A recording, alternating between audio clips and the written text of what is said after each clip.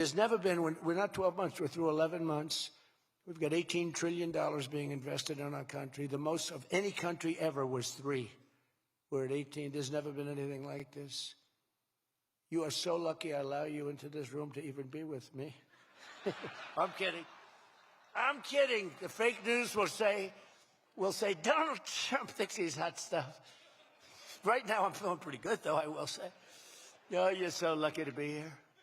Under our administration, growth is exploding, productivity is soaring, investment is booming, incomes are rising, inflation is defeated, America is respected again like never before, and other than that, we're not doing that well.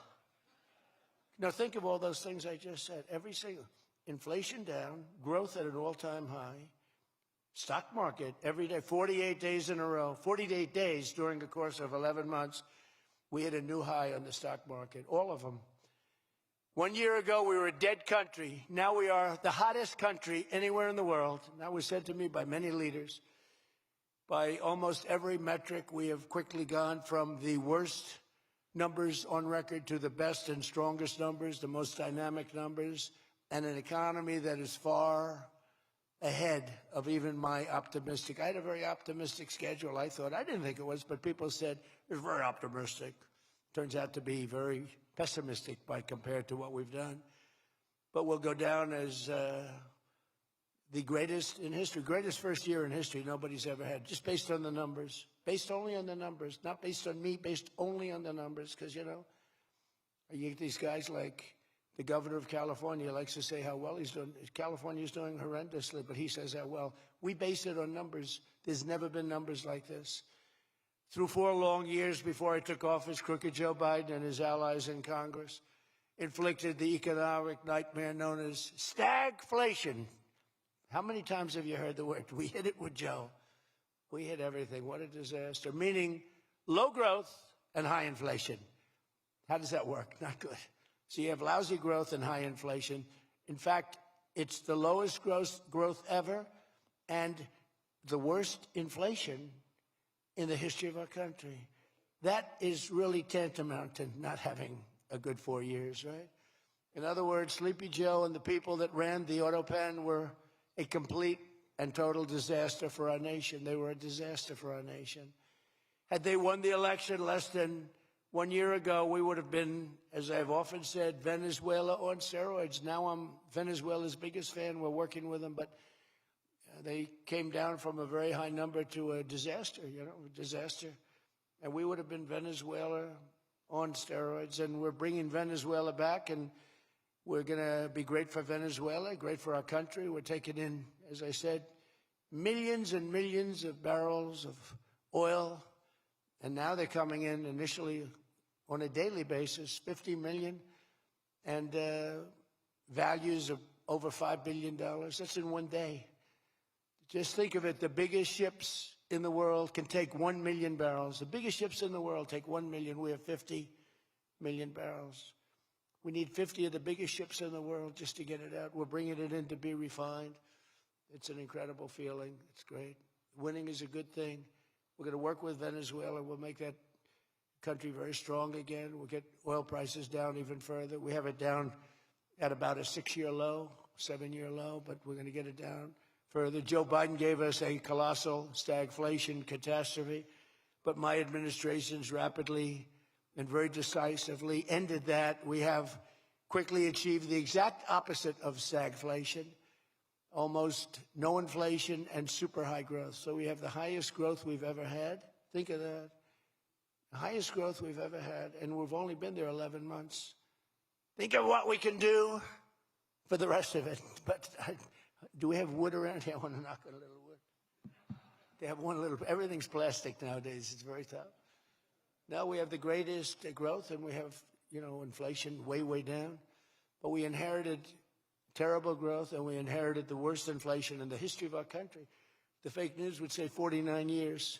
So when I say the history, they give me a lot of time, but I believe it's the history. But let's say 49 years. Would you say 49 years is okay, right? It's pretty bad. What do you think, Mr. Senator, Mr. Future Senator? I'd say 49. What sounds worse, 49 years or history? I think 49 years almost sounds worse. Maybe I'll just use it and I won't argue with these people.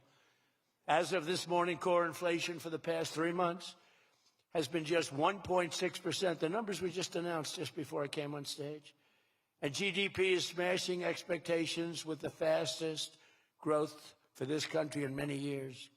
The fourth quarter is projected at 5.4%, and that's despite the Democrat shutdown where we lost at least 1.5 points. You know, the Democrat shutdown, we would have had close to 7. Think of that, close to 7. They were projecting to, the fakers were projecting to. And if we keep deregulating and adding more capacity, like I saw today at Ford, and if we don't raise interest rates every time good news is mentioned. You know, in the old days, I'm probably old. I used to be up at these lecterns and I'd say, I'm younger than pretty much everybody in the room. Now I say I'm older than pretty much everybody in the room. I like it the other way better, actually. But you're too young. But in the old days, when you had good numbers, interest rates would go down. When you had good numbers, the market would go through the roof. That's the way we're going to make it again. That's the old-fashioned way. That's the right way. Today, if you announce great numbers, they raise interest rates to try and kill it. So you can never really have the kind of rally you should have. What happens and what we want, we're going to have a lot of great months, a lot of great quarters. I want the market to go up. You announce unbelievable numbers and the market goes down because they know you're going to do everything possible. In the Fed, we have a real stiff in the Fed, but that's for another day. But they raise rates. So everyone says, oh, they announced great numbers. It's great, great, great. And the market goes down because they immediately raise rates. No. When the market goes up, they should lower rates. You want to see 20% and 25%? You want to see what we can do? We've got to go back to an old standard. When there's good news, the market should go up, not go down. Does that make sense to everybody? And that's the way it used to be for most of the time. That's the way you make a country great. But our growth potential is unlimited and could be much higher if we went back to sanity. We're not doing it anymore. We're talking about the head of the Fed, and I want somebody that when the market is doing great, interest rates can go down because our country becomes stronger. See, you view it differently. Our country becomes stronger, and therefore interest rates should go down, not up. They kill every rally. If it's, no matter who, if it's beyond me as president, it's no matter who's president, you have a good quarter and they want to kill it because you're so petrified of inflation. And growth and inflation don't necessarily go hand in hand. You can have growth and very low inflation. In fact, oftentimes growth is good for low inflation. So we're going to work on that, Scott, right? I think we're going to work on that very hard. I mean it so strongly, it's sickening. We announce good numbers and we see the stock market drops 300 points. I say, what the hell is going on? Do you agree with me? It should be just the opposite. All right, Scott agrees, so I'm very happy about this. That means if he didn't agree, I wouldn't do it. But we're already growing double, triple, and even quadruple the speed of almost every other major economy on Earth. We're the #1 economy on Earth, too. And the results are in, and the Trump economic boom is officially begun. It's really begun almost from the beginning. Almost begun if you look at it really from November 5th. You know, on another metric, just before the election, it was almost impossible to get people to join the military. We had the worst enlistment in the history of our country, the worst. You couldn't get people for the Army, the Navy, the Air Force, the Marines, Space Force, the Coast Guard. You couldn't get people. And since right after the election, but especially since after January 20th when we took office, we have now the strongest enlistment we've ever had in the history of our country. We've never enlisted people so quickly, so easily. And we enlist by merit now. You know, we won a Supreme Court case that said you hire by merit. You go to college now by merit. Everything's by merit. Our country became great because of merit. And we have done some job. But think of it, a year and a half ago, we had the worst enlistment in history, and now we have the best enlistment. Things like that don't happen. You might go from the bad enlistment to okay, but you don't go from the worst in history to the best in history. But that's what we've done, every one of them. And that includes police and firefighters. It was very hard to get police. It was very hard to get firefighters, and now everybody wants those jobs. In 4 years of Biden, they secured less than $1 trillion of new investment in the United States. So 4 years, less than $1 trillion. In less than 1 year, I have secured commitments for Over $18 trillion from all over the world, the most ever for any country.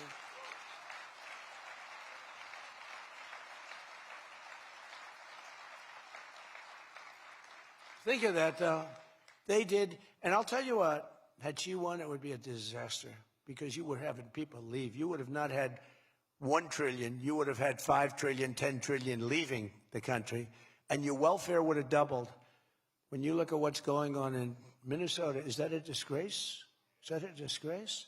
But we'll talk about that. Under Biden, we had the highest trade deficit ever recorded, losing more than $1 trillion every single year. How about that? It was killing Michigan, and everywhere else in our country was being absolutely destroyed. But in a matter of months, largely because of tariff income and the election result, we've slashed that gaping trade deficit by, in a short period of time, 62, it just came out, 62%. People are stunned. The fake news back there, look at those cameras rocking and rolling. No, the fake news back there is, they're very upset about it, actually, but they're stunned. They can't believe it. We cut our trade deficit in actually 10 months was when the number came out. We cut it by 62%. It's going to go better than that now. The stock market is now the highest in history since the election. We've set all of those records, and I think an all-time record that's so important to me because so many people have them is boosting 401ks and retirement accounts for millions and millions of Americans, people that are in the police departments, the fire departments, people that are construction workers. A policeman came up to me recently, a nice guy guarding me. He's a perfect guy to guard me. He was a massive guy, big, strong guy. He said, "Sir, you made me look so good in front of my wife. My wife thought I was a horrible investor because every time I invested, we lost money. And we have a 401k, and I'm up like 85%. She thinks I'm Warren Buffett. She thinks I'm brilliant. She's now calling me brilliant. It makes my life much easier. I love my wife much more now. She calls me brilliant every time." I said, "Don't worry, you're going to do even better for the next 3 years." But one of the biggest reasons for this unbelievable success has been our historic use of tariffs. There was the tariff that made America strong and powerful in past generations, and then we got off it and we went to the income tax system. Great going, fellas.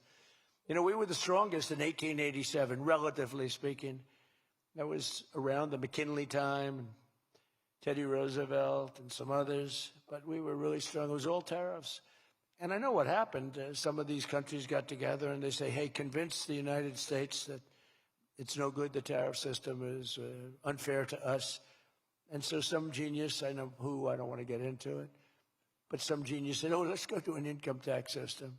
So instead of foreign companies and countries paying everything, the people started paying. And then after that, you had a depression, but that was a long time. That was in like 1913, you had the tariff switched into income tax.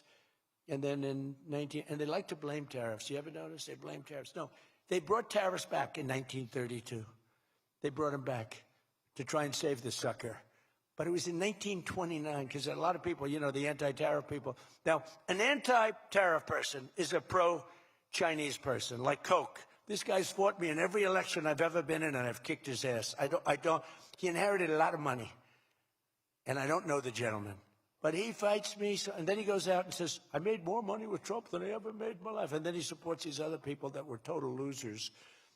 Gives them a lot of money, but he made more money. Everybody makes money with me. I always made money for people. Now it's tariffs that are making money for Michigan, and the entire country is stronger and safer and richer than ever before outside of that period of time. Now, if they had what was called the Great Tariff Act of 1887 or something like that, and it was a great group of people like yourselves. They picked really smart people to sit on a committee. They had so much money, they didn't know what to do with it, and they wanted to have the money given away. You know, we built the Panama Canal out of tariffs. We did a lot of things. Panama Canal was the single biggest investment, relatively speaking, that this country's ever made. Would be the equivalent of trillions of dollars today. And Jimmy Carter gave it away for $1. It was also the most profitable thing ever built. In other words, like buildings or casinos or anything, the most profitable thing ever built was the Panama Canal. And brilliantly, Jimmy Carter thought the country of Panama should have it, even though we lost 36,000 people to the mosquito. You know that, right? to the mosquito and a certain snake, which was not a very nice reptile. This was a brutal reptile. You got bit, it was over. It was just like, bye-bye, everybody. We lost 36,000 people. Malaria, the mosquito, and the snake. And he gave it away for $1. Well, at least we got $1. That's better than most of those guys do. We got $1 for that. Most expensive thing ever built, most profitable thing ever built, too. Makes so much money. Every prediction the critics made about our tariff policy has failed to materialize. The evidence shows overwhelmingly that the tariffs are not paid by American consumers, that they're paid by foreign nations and middlemen. And Scott went over that with us before, and they're paid by middlemen. They raise the thing. Countries get involved. They pay them because otherwise they won't have companies. They won't be viable. And we're the big beneficiary. Once again, the so-called experts were 100% wrong, and Trump was right.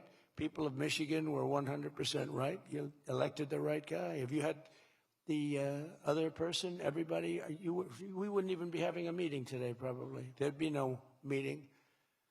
The economic club would be saying, like, man, we're doing bad. It's going to be awfully tough to get people to show up. This is going to be tough, the chairman. This is going to not be a good day for us. We don't want to have, let's cancel the meeting immediately. The Trump tariffs have delivered us trillions of dollars of new investment, unprecedented new partnerships on minerals, rare earths, defense, and artificial intelligence, and historic levels of foreign military sales. You know, you have the Supreme Court now going to rule on whether or not we can use tariffs. Can you believe this? A case brought about by people that are China-centric. Foreign-centric, but China-centric. I wouldn't want it if I was China either. You know, China's one of our biggest taxpayers right now. China. Would you ever believe you'd hear that? And they've been great. My relationship with President Xi has been great. But we have a group that's foreign-centric, China-centric, suing, and we'll figure something out if we don't win. But we should win. I mean, we should win. So great for national security. I ended 8 wars. Think of that. 8 wars. And without trade and tariffs, you wouldn't have been able to end any of them. But they brought hundreds of billions of dollars pouring into the United States Treasury, helped curb inflation, and helped cut the federal budget deficit by a staggering 27%. And that's only for a short period of time. The number's much bigger than that when you add in the full year. And I've told people I got into a lot of trouble because of the fake news back there. I told people, I said, tariff is my favorite word. I said, my favorite word of every word is tariff. I've loved it for 40 years. I came here many years ago. Remember, they said I didn't come here. Then they found out I did. I got an award in Detroit, in Michigan, many years ago, and still have it. They said it never happened. It did happen. Turned out I didn't notice any apology. But all I did was talk about you're losing your car industry. This was long before I ran for politics. They said you're losing. I said, why are you allowing these foreign nations to take your car? You know, you lost 57% of your car industry. The good news is you're getting it back. But I said, why aren't you using tariffs? I've been very consistent, I will tell you that, for years and years. Even as a private businessman, for years I used to, because I got, for whatever reason, a lot of publicity always. I don't know if that's good or bad, but it happens. And I talk about the importance. But I said, recently, I said, tariff is my favorite word in the whole dictionary. There's no word. And I took a lot of heat. They said, what about your wife, your children? What about religion and God? What about Jesus? So I said, all right, it's my 5th favorite word. And since then, I've been fine. They hit me hard, these people, the fake news. They were killing me over tariff. He likes tariff more than his wife, more than religion. He likes tariff more than anything. What a disgrace. So I now call it number 5, and I'm in good shape. That was a rough day. It's my favorite word, and I got killed. Every word, you know, when you go up here, you take a big chance, especially me, because I go off teleprompter about 80% of the time. But isn't it nice to have a president that can go off teleprompter? When you think? Remember the speeches Joe would make? First of all, they'd last a matter of seconds, you know. Thank you very much. You ever notice Joe would always cough before a speech? State of the Union, he gets, Ah, ah, ah, ah. Ladies and gentlemen. And then it would be like very short. Although the one time they had him spruced up pretty good, remember, he was high as a kite. He was floating, he was up there way up. That was a bad speech. But, hey, he got through it, you know, he got through it. If you call it getting through, this country was so, can you imagine allowing 25 million people into our country, many of them criminals, many of them murderers? What he did to this country, what they did, because it was the people surrounding that beautiful, resolute desk. But just as I promised you that I've imposed a 25% tariff on all foreign automobiles, I'm standing up for the American auto worker like no president has ever stood up before. You know, those tariffs are keeping the foreign auto workers. Now, if they want to come in and build the plant and hire you and hire your friends and your neighbors, that's great. I love that. Let China come in, let Japan come in. They are. And they'll be building plants, but they're using our labor. U.S. auto factories are now seeing more than $70 billion of new investment. Think of that. They were leaving. They were all going. They were going in the opposite direction. Now they're pouring back. It's the greatest. Nobody's ever seen anything like it. And much of that money is coming right here to the car-making capital of the world, Detroit. You lost, I mean, so many places. Since I took office, Ford has announced it will invest $5 billion across its Michigan and Kentucky plants, creating 4,000 new jobs. GM is moving production of the Chevy Blazer and Equinox from Mexico right back here to America. Right? Is my favorite auto worker here by any chance? You know who I'm talking about. What happens? Where's Brian? Brian, oh, I see. He made some cash. He's have to. Oh, he's been very disloyal to Detroit. We're gonna have to. He is such a great guy, right? Man, that guy fought for me when it wasn't the popular thing to do. He fought for me from day one. Well, you tell him I said hello to him, all right? That guy, he got it. 4 years ago, he got it right at the beginning. He understood it better than anybody, better than the great economists. They had no clue. And Stellantis is investing $13 billion to expand its U.S.-based manufacturing plant by more than 50%. Stellantis doing a good job.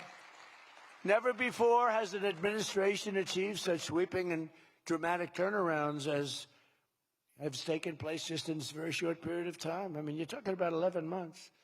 11 months and you have a different business. 11 months and you're booming. I just spoke to an AI guy, and that's booming too. You know, we're leading China in AI by a lot.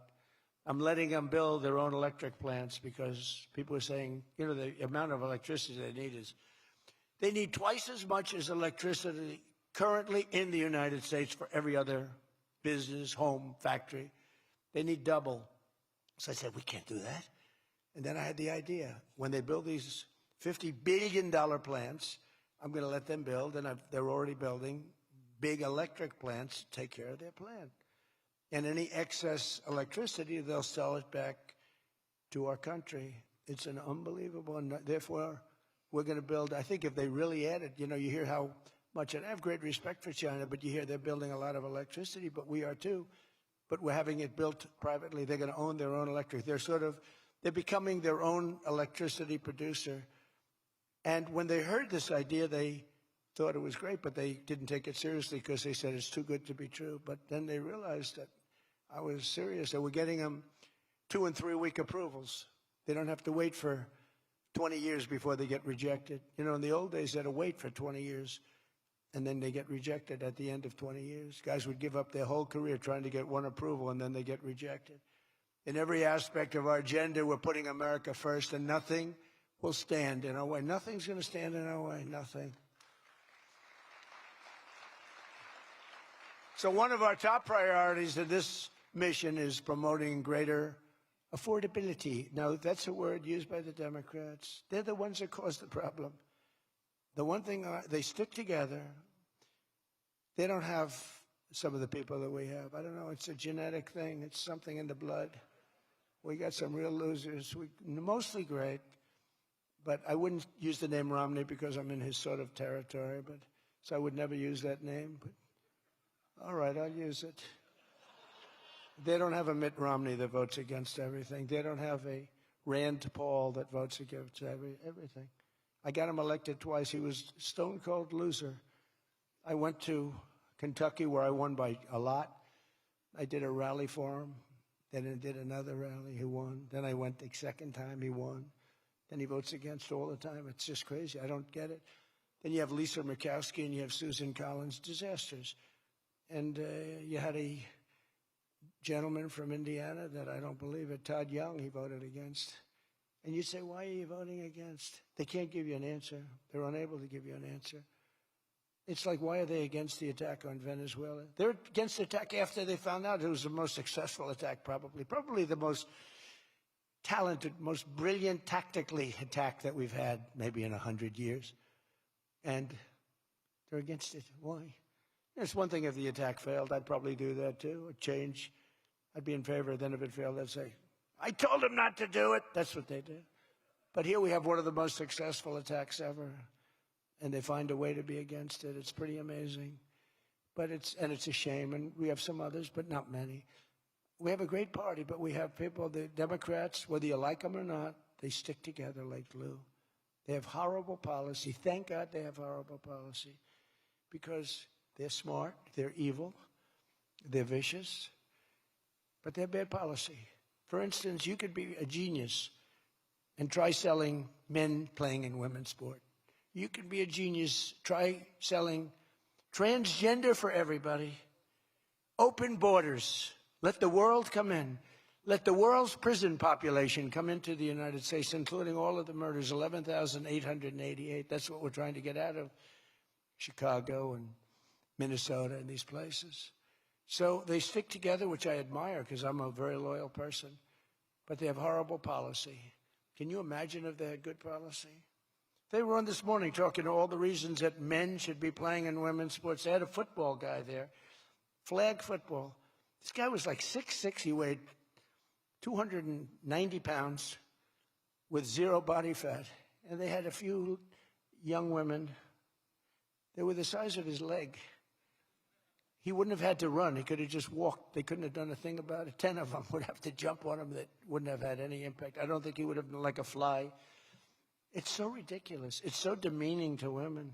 It's so demeaning.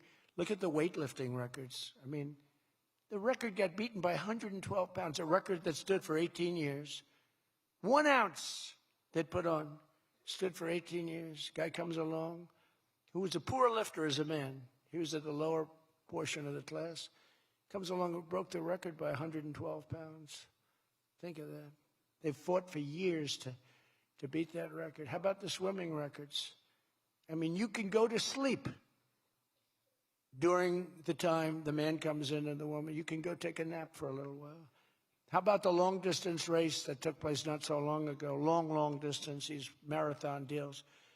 They had top men, top women. The man came in. The woman came in 5 hours and 14 minutes and 36 seconds behind the man. Think of it. You're waiting. The man comes in. Now you're waiting 5 hours. What do you do if you're the parents? You go home and sleep for a while. Who the hell wants that? It's so demeaning to women and who are great athletes. It's so demeaning to them. And it's right now in the Supreme Court. I can't believe it would even go to the Supreme Court. I mean, could you imagine 20 years ago talking about men playing in women's sports? They'd think you're crazy. Or transgender for everybody?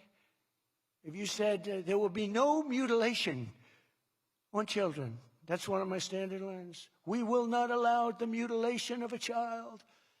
Can you imagine having to say that 15 years ago? People would say, is that guy crazy? Of course we won't. But we're living in a different time. It's a crazy time we're living in. After real wages plummeted by $3,000 under Sleepy Joe Biden, real wages are up by $1,300 in less than 1 year under President Trump. For construction workers, wages are up $1,800. Don't forget, they were down $3,000. Factory workers over $2,000, and for many other workers, over $5,000. And I just gave the military, because we're doing so well, we're taking in so much money with the tariffs, I just gave them $1,776. You saw that, right? Did you see that? They had 75, and I said, you know, if you had one more dollar, $1,776. They said, that was a good idea. We could afford one more dollar. We gave him $17.76. Meanwhile, grocery prices are starting to go rapidly down. Rent is down. Airfares are down. Hotel rates are down. Cell phone prices are down. And we're just getting started. But more importantly than going down, our growth is through the roof. It's way up. Among my first acts in office was to end the radical left war on oil and gas and stop the crusade to kill American energy, and frankly, to open up cars so that you don't have to have an electric car. I love electric cars. I think they're great. I like Elon a lot. I don't think he was too happy with my policy of opening it up, and I can understand that. But I've been saying it for 4 years.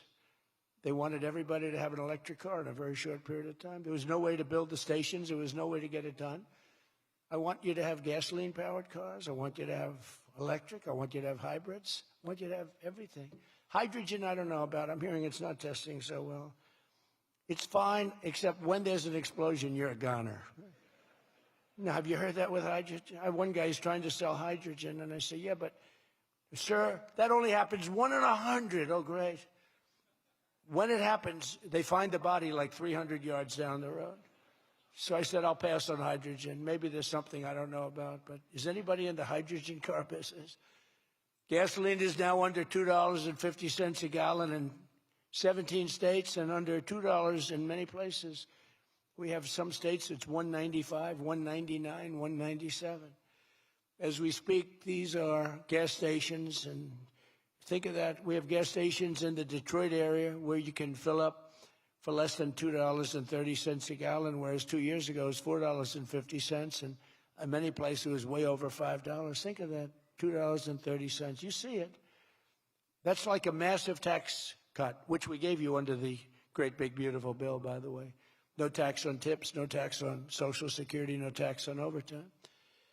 And with our extremely successful operation in Venezuela earlier this month, that number soon is going to go lower because we're going to have a lot more energy. We're going to have a lot more, as opposed to a country that's going to be totally shut down. No fuel, no gasoline. And it's, you know, they say it's got more than Saudi Arabia. Who knows? It's got a lot. And by the way, to all Iranian patriots, keep protesting. Take over your institutions if possible. And save the name of the killers and the abusers that are abusing you. You're being very badly abused. If the numbers are right now, I hear 5 different sets of numbers. I hear numbers. Look, 1 death is too much. But I hear much lower numbers, and then I hear much higher numbers. But I say save their names because they'll pay a very big price. And I've canceled all meetings with the Iranian officials until the senseless killing of protesters stops. And all I say to them is help is on its way. You saw that I put tariffs on anybody doing business with Iran. Just went into effect today. And I say make Iran great again. You know, it was a great country until these monsters came in and took it over. And it's all very fragile. It would have happened to us, I'm telling you. If I didn't win this election, it would have happened to us. In the coming weeks, I will be laying out even more plans to help bring back affordability. And again, remember, that's a fake word by Democrats. Prices were too high. They caused the high price. They never want to talk about affordability. They always go, this is an election about affordability. I say, they caused it. But they're good at that stuff. They're good at that stuff. They're fake. And they're good at that stuff. It's an election about high prices that was caused by the Democrats and that I brought down a lot. And remember, when you see energy coming down like I brought it down, and gasoline coming down, that brings everything else down. It's so much bigger than any other factor. When gasoline gets to be $1.99 a gallon, everything comes down. The donuts come down, the truck that delivers the donuts, the stove that makes the donuts, the whole thing, it all comes down. And it's coming down much faster than anybody can even believe. And remember, though, I always say, because here normally when that goes down, the world comes down. That's the bad way of bringing it down. Our growth is through the roof. So I always want to say that whenever I say prices are coming down, but our growth is going way up. 2 beautiful events, the exact opposite of the Biden administration. As part of those efforts at Davos next week, I'm going to provide much more detail about our housing policies so that every American who wants to own a home will be able to afford one. We have some great things happening with housing, as you know. You saw the $200 billion buy-in on bonds. and mortgages. This will include a ban on large institutional investors buying up single-family homes all over the country and making it impossible for people to buy a home. And I've also announced that the U.S. government is purchasing $200 billion of mortgage bonds to bring down mortgage rates, and it's had a huge impact. It's already started. And just last week, the average 30-year mortgage dropped below 6% for the first time in many years. It's coming down very rapidly, and that's not with the help of the Fed. If I had the help of the Fed, it would be easier. But that jerk will be gone soon. In addition, I proudly called for the credit card companies to cap interest rates at 10% for 1 year because they're getting 28% and 30% and 32%. And it's unfair. The rates are way too high. To provide further relief to hardworking Americans, we'll also be confronting one of the biggest factors in driving up prices, the monstrosity known as the Unaffordable Care Act. You know what that is, right? It's Obamacare. It's a great name, Unaffordable Care Act. Nope. Did anybody ever think of that one before? It's true.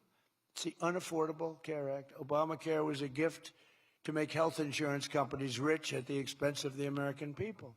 In particular, the so-called enhanced premium tax credits were a corrupt payoff to the insurers, whose stock prices went up more than 1,000% after Obamacare was signed. I want the same money I want it to go directly, very simple. I want the money, those big amounts of money paid for by the government, to go directly to the people so they can buy the health care that's right for them. They can negotiate their own deal, health care savings account, but they'll buy their own health care, and everybody loves it. That's why later this week, I'll announce our health care affordability framework that will reduce premiums for millions of lower drug prices, delivering price transparency and demand honesty and accountability from insurance companies all over the country, all over the world, actually. Healthcare costs will come down very fast with my most favored nation executive order. We're doing most favored nation drug prices. When we would have drug prices stay the same, everybody thought it was great. They're going to be coming down thousands of percents.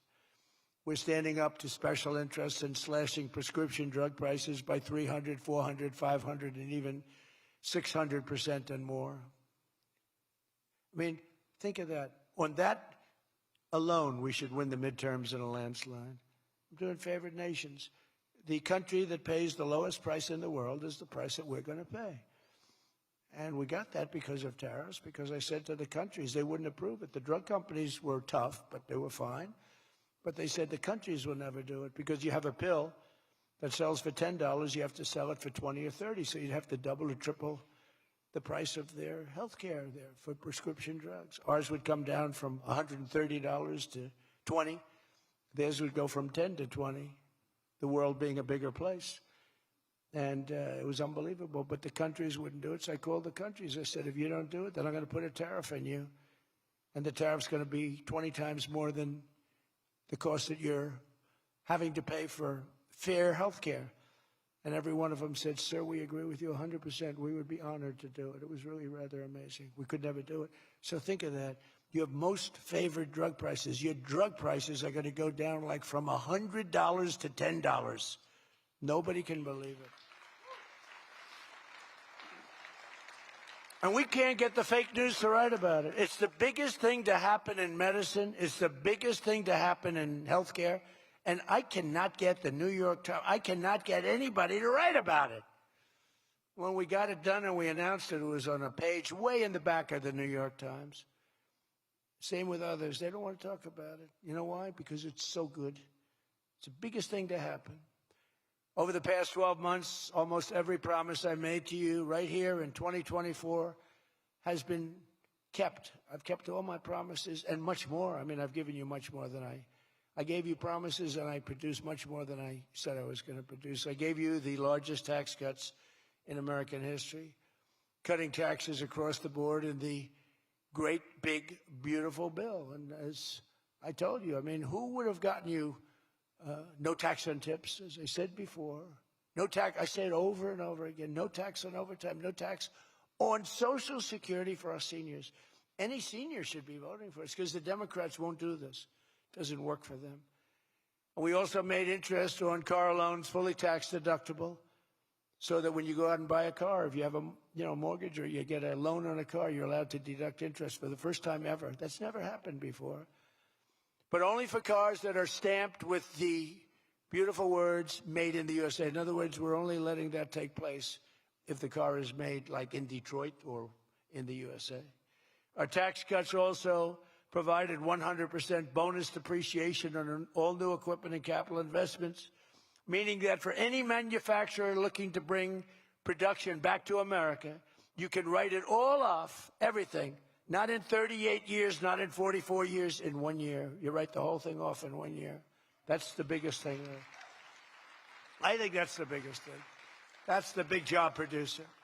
And I've cut an unprecedented number of burdensome regulations. We're number one in the history of our country in cutting regulations. I promise to cut 10 old regulations for every one new regulation. So if we put on a regulation, the only way I'll allow it to happen is if the secretary, like Scott Bessent, cuts 10 old regulations. But instead, last year we actually cut 129 regulations for every one that we put in. Think of that. So nobody's ever cut regulations like I have.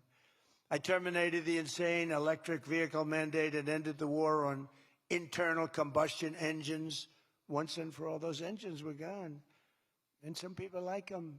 And if they like them, great. And if they like electric, if they like any form of propulsion, any way you want to propel your car is okay, except for a couple of them, as I discussed. I permanently stopped Joe Biden's ridiculous CAFE standards. You know what the CAFE standards are? They're standards that make it impossible for you to build a car affordably. They make it impossible for a car to really work right. The CAFE standards sound so nice. The CAFE standards, it's environmental standards that are impossible to meet. And we're canceling the EPA's absurd tailpipe emission standard, one of the worst ever. And I revoked the California emissions waiver to stop San Francisco communists from regulating automobiles all over our nation, all over our world. Boy, I have done so much for the car industry. It's crazy. Nobody thought it was possible to do this. And that's why your industry, and not everybody's in the car industry. How many people are in the car industry in this room, in one way or another? That's a lot, relatively. It's not bad. Another urgent priority for bringing down the cost of living is to stop the colossal fraud that is bleeding American taxpayers absolutely dry. The fraud being committed by the Somali population in Minnesota. Have you heard of them? They're lovely people. Is monumental. And California, Illinois, New York, and others are just as bad. Our country has been losing over $500 billion to fraud every single year, but those days are over. We have the best group you've ever seen assembled going after fraud. In Minnesota, we're cracking down on the Somali scams, ending the brazen and shameless theft of taxpayer dollars. Well, it's going on in Maine, too, with Somalis. You know, and they don't take our ships anymore. You know why? We hit them with the same missile that we used to hit the drug dealers coming in with the boats. You know, we have drugs coming in by sea down 97%. You've seen that? 97%. And we're trying we're really trying hard to find out who the hell is the other 3%. But we have them down 97%. And we're going to start hitting them by land, too. The hard part is done. By sea, nobody's coming. It hasn't been great for the fishing industry, however. Those that have a fishing boat, they're having a hard time getting customers. But you can't have everything. Nobody wants to go on boats. Nobody wants to go like 25 miles an hour. When you see a boat with 5 engines on the back of it going 65 miles an hour, and it's loaded up with hundreds of bags that you see cellophane with white, typically it's not fishing. How about the couple of submarines we took down? We took out 2 submarines, and the Democrats say they were fishing. No, they were submarines. They build a very fast, it's a drug-carrying submarine. They have a lot of money. And we took them out, and the Democrats claimed that they were fishing. We shouldn't ruin people's beautiful fishing journey. It's unbelievable what we have to go through. It's really a shame, actually. We froze it all, children's payments to those states that we're talking about, and we will now require proof of attendance in order to receive federal funding for child care or any of that. How about all these child care places in Minnesota where there is no children? They go there, they get paid millions and millions of dollars. The biggest operation in all of Minnesota had no children. And we pay millions of dollars. They're scammers. They're scammers. They always will be. And we're getting them out, and we're not going to pay them. We're not going to pay Minnesota. Right, Scott? We're not paying Minnesota any more money for that, any of that crap. It's a big scam. It's a giant scam run by an incompetent, crooked governor. He's an incompetent, crooked guy. And also, we're freezing any and all welfare payments going to illegal immigrants that will start effective immediately. So when illegals come into California, Gavin Newsom, they come into California, and they send us bills for people coming in. We're not paying it. So we're working on that very strongly. Just don't pay it. As Nancy Reagan would say, just say no. You remember Nancy Reagan? Just say no to drugs. It's a little more difficult than that, I guess, right? But just say no. Additionally, from this moment forward, if you're on public assistance, like almost all Somalis are, did you see where 94% of them are on public assistance? You can't wire money out of the country back to your bank account from where you came. But more importantly, we probably aren't even going to give them the money anymore, the money going to them, because of the tremendous abuse and probably illegality being perpetrated on our country. We're not going to give them the money. We're not giving them the money. It's massive numbers of people are scamming our country. You know, they came from a place with nothing, and they come here and they drive around in Mercedes-Benz. You know, the Mercedes-Benz dealers do well in that area of Minnesota. Can you believe it? They have nothing. They get welfare payments, and they have Mercedes-Benzes. It angers me so much, but we're going to straighten out our country. This was done under Biden and Obama, very much under Obama. It all started under Obama. And we just can't. We've got a great country. We're not going to screw it up. But this was one of the great scams ever. They have the same thing, Somali in Maine. Who would think? I never saw that happening. But in Maine, it's really crooked as hell, too. But it's not just Somali. It is them, but it's not just. There are many other places, many other people. The whole country, if we stop this fraud, this massive fraud, we're going to have a balanced budget. That's how much money you're talking. We'll have a balanced budget without all the growth I'm talking about. And then you add the growth, we got one hell of a country. We're giving 90-day notices to places like California, Scott. Right away, we're going to send out that notice. Who would bill the federal government as people poured into the state to send those people back, because no country can afford to do it. No country can afford to take in millions of people, pay for their education, their health care, their hospitals. You just can't do it. And we all have a heart. You can't do it. But many of those people are murderers. They're people released from jails, prisons, mental institutions, insane asylums. They're people that are drug dealers. They're addicts. Additionally, starting February 1st, we're not making any payments to sanctuary cities or states having sanctuary cities, because they do everything possible to protect criminals at the expense of American citizens, and it breeds fraud and crime and all of the other problems that come. So we're not making any payment to anybody that supports sanctuary cities.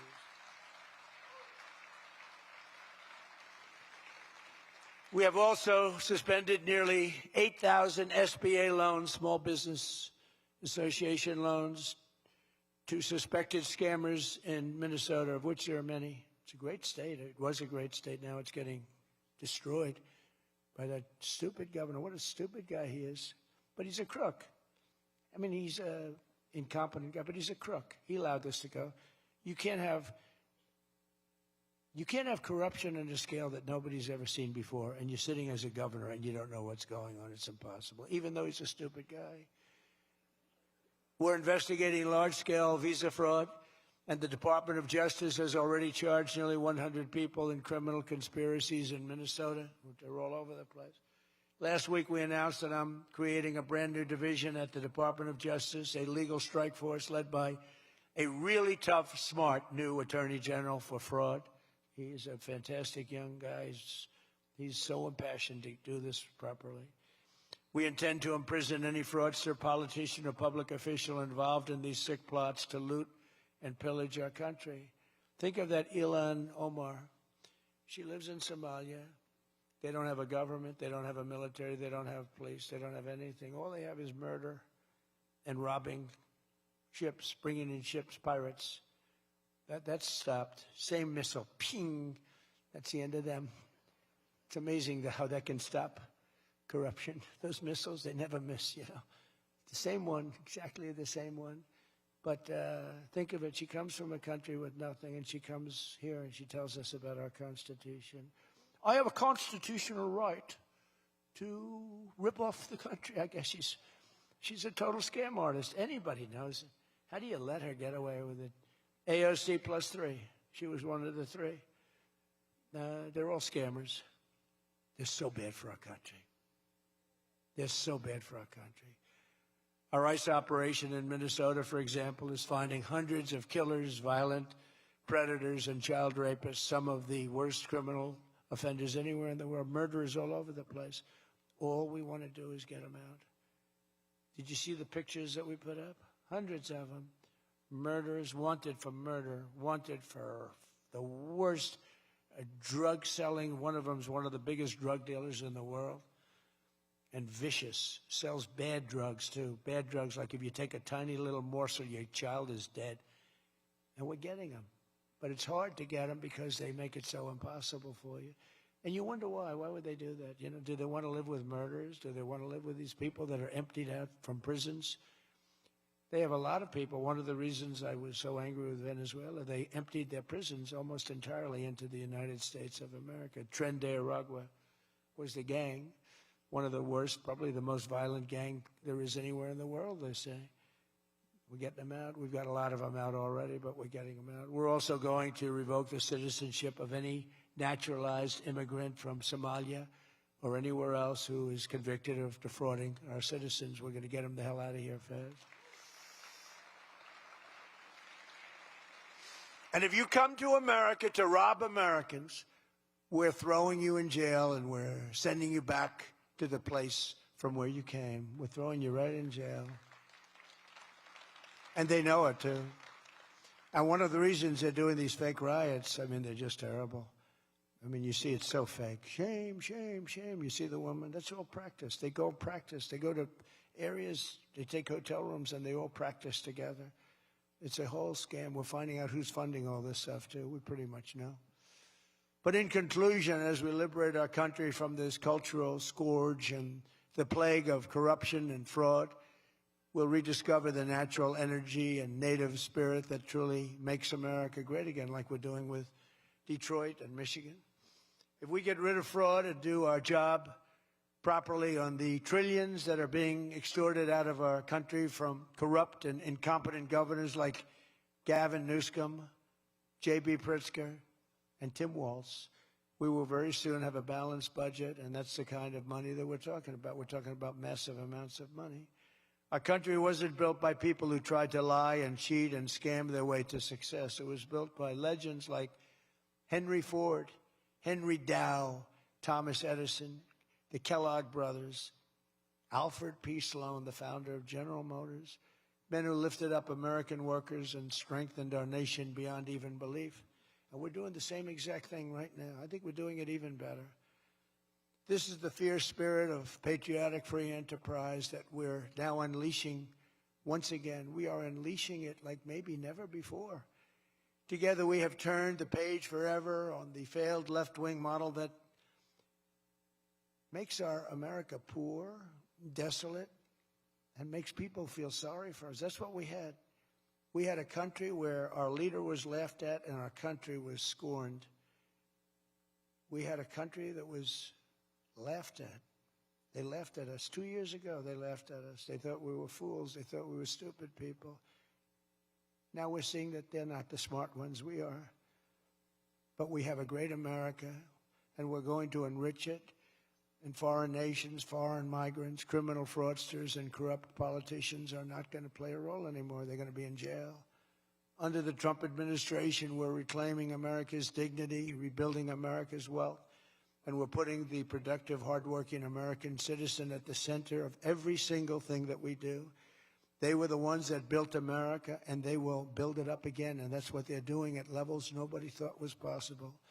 So today, after less than 1 year, our border is secure. Remember, they talked about the border, how bad?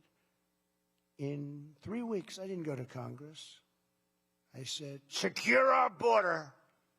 And they did. Remember Biden, he said, I have to get approval from Congress. Had nothing to do with Congress, had to do with respect. Our spirit is restored. Inflation has stopped. Wages are up. Prices are down. Our economy is booming like I think you'll see soon, like never before. Our military is strong and unprecedented. I rebuilt our military in my first term.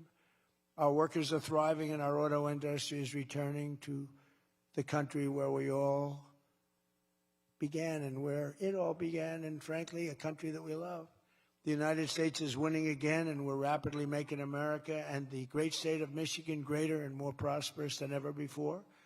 I want to again thank the Detroit Economic Club. You do a fantastic job, so respected. God bless you, and God bless America. Thank you very much, everybody. Thank you.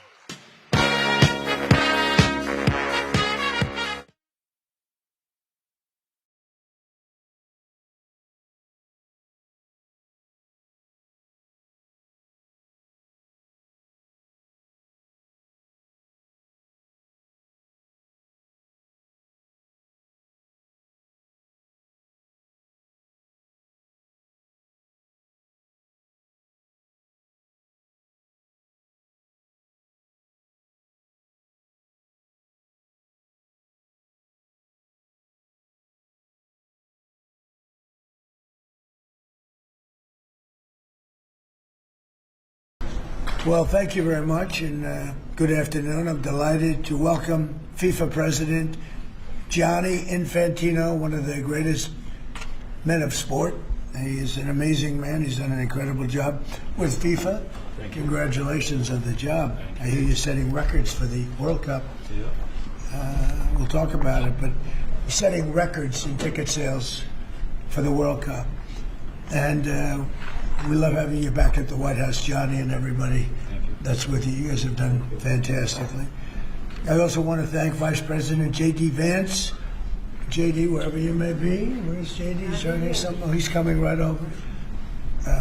Marco Rubio is doing a fantastic job, and Secretary Kristi Noem was doing a fantastic job, as well as Representative Darren LaHood. Thank you all very much. Hi, Darren.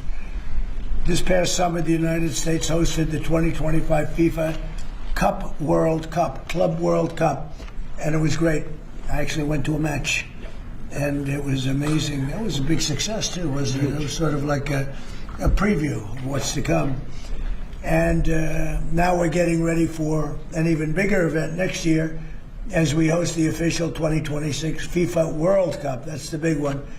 The World Cup tournament. This will be a once-in-a-lifetime opportunity, even for our country, because frankly, this goes to countries, everybody wants it. I guess it's going all over the world.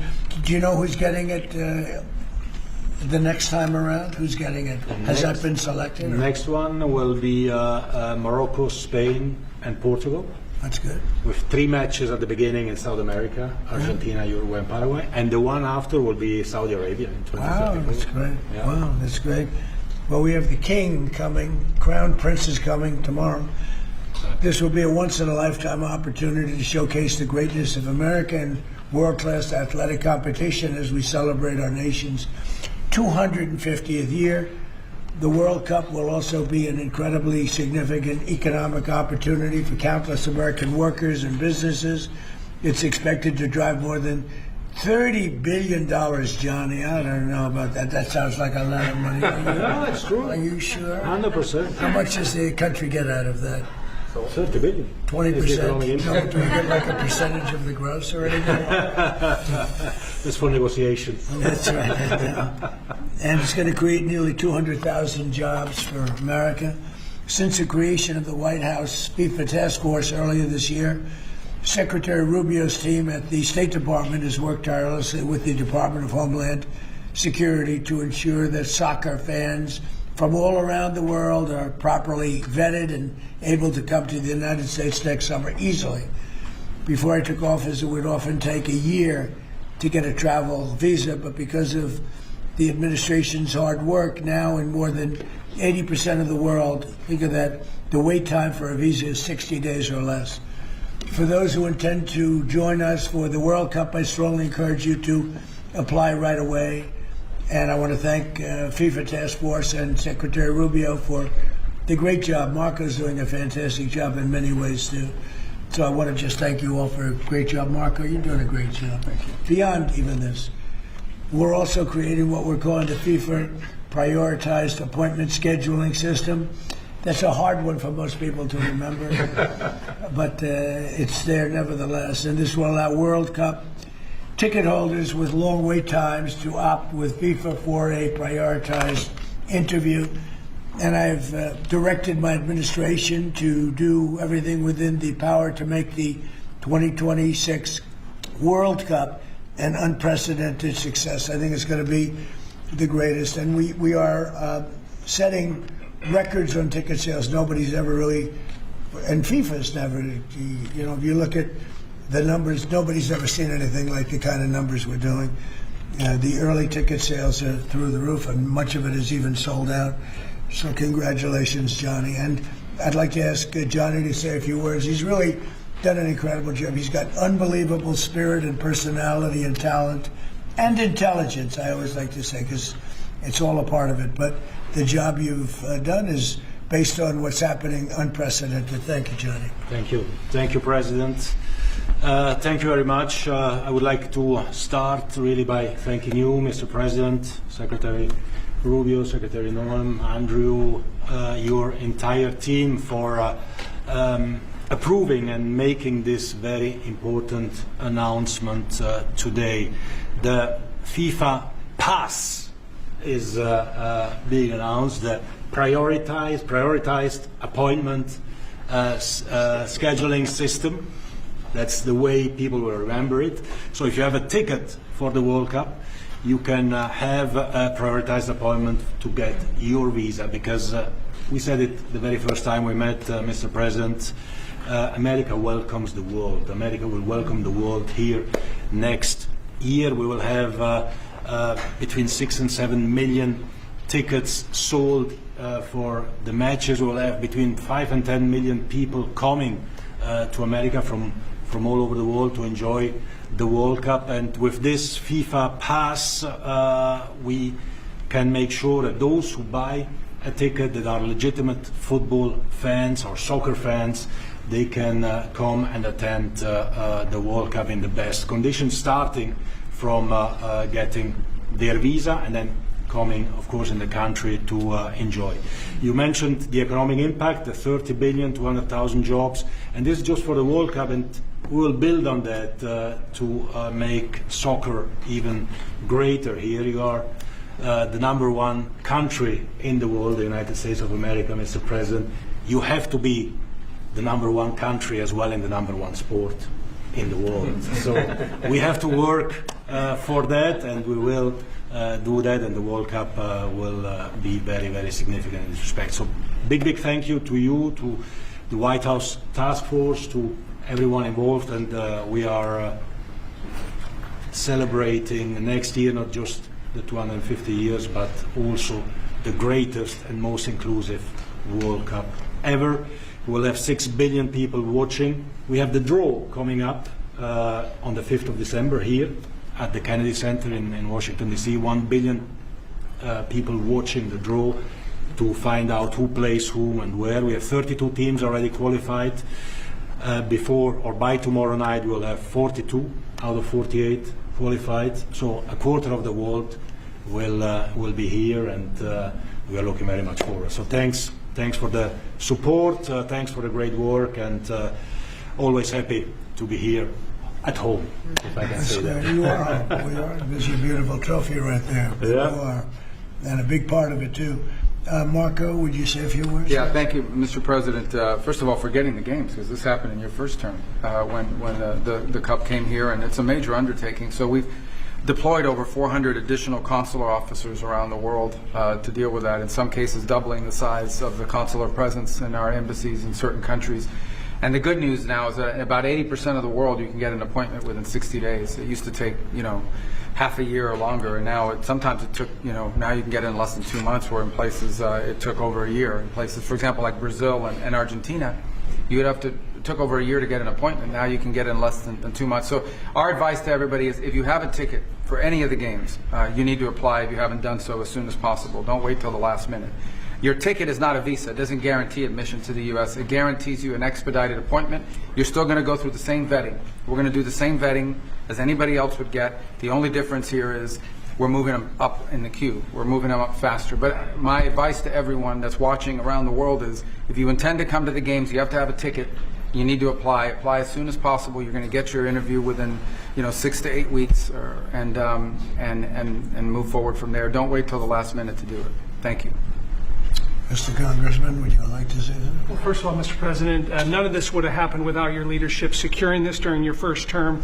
I tell my colleagues all the time, this will be the largest sporting event in the history of the world. We expand from 32 to 48 teams for the first time ever.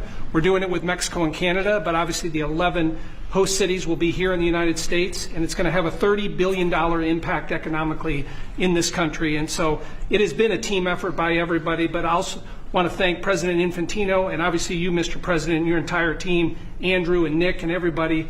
It is going to be an unbelievable sporting event next summer. It's going to be great. It's going to be great.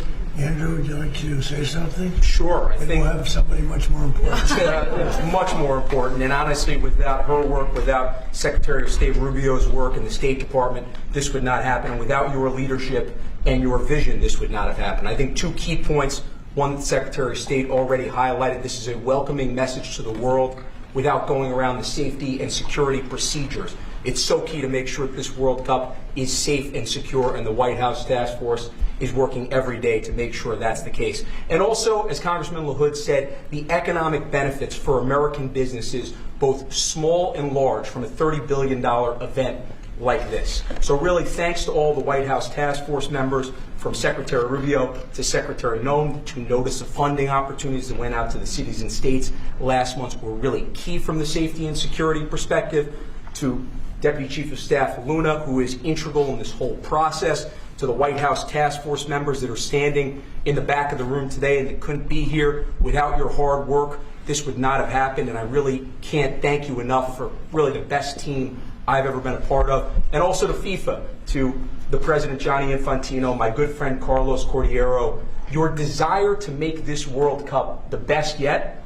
it's contagious. Every single day I come in and think, what can we do to make this even better? And Mr. President, your vision more than anything.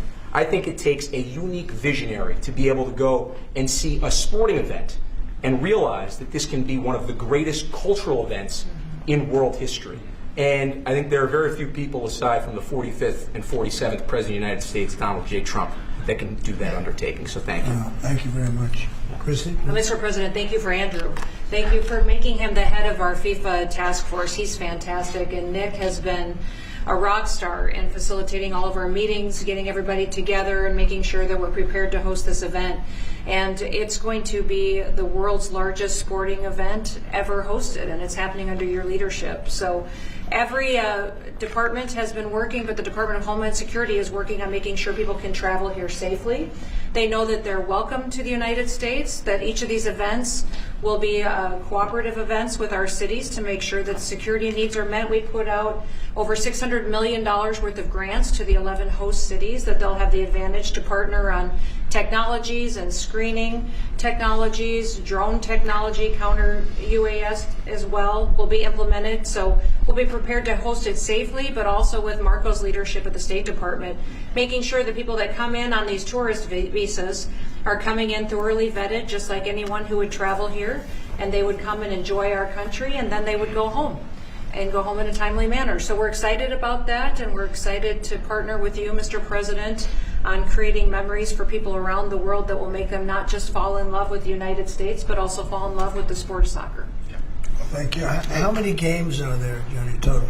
Total 104 games, meaning 104 Super Bowls in 1 month. This is the magnitude of the event. When you think It is. It's incredible. it's 104 Super